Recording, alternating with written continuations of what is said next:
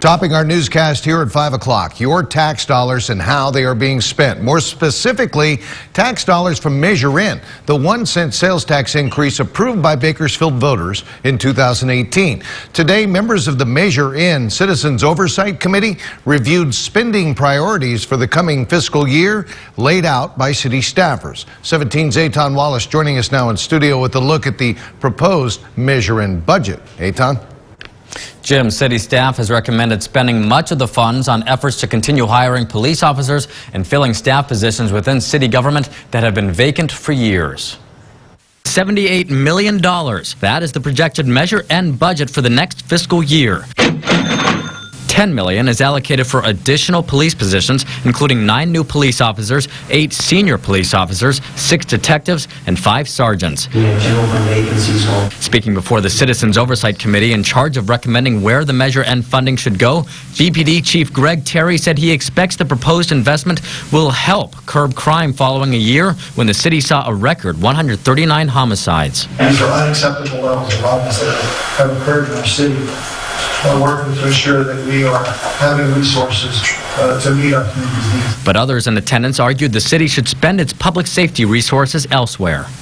We just keep thinking that everything is a nail and the police is the hammer that's going to solve this issue. That has been proven and disproven time and time and time again. Other Measure N proposals include more than $6 million for drought-resistant landscaping along local highways, while the city has proposed more than $4 million for park improvements. Kern Taxpayers Association Executive Director Michael Turnipseed says parts of town are going unnoticed. Project investment to this date east of Union Avenue has been zero.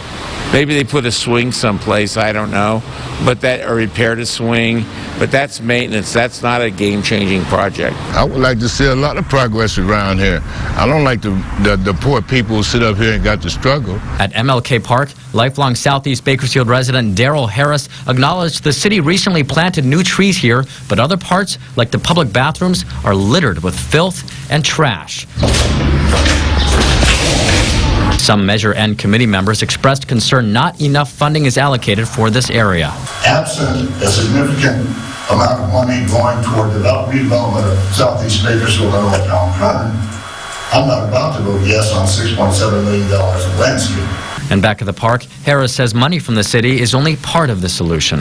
They already own the place. The thing is, they got to work with the community, too. City Manager Christian Clegg says part of the $96 million now in federal funding is set to arrive in the coming weeks from the American Rescue Package from Washington. He says part of that will go towards the east side. Now, the Citizens Advisory Committee only makes recommendations to the City Council, so it's important to remember that actually they did not make a recommendation today, and they will meet once again in the coming weeks to vote on a formal recommendation. At that point, it goes to the City Council, where the City Council will make a final decision on this budget. Reporting in studio, Eitan Wallace, 17 News.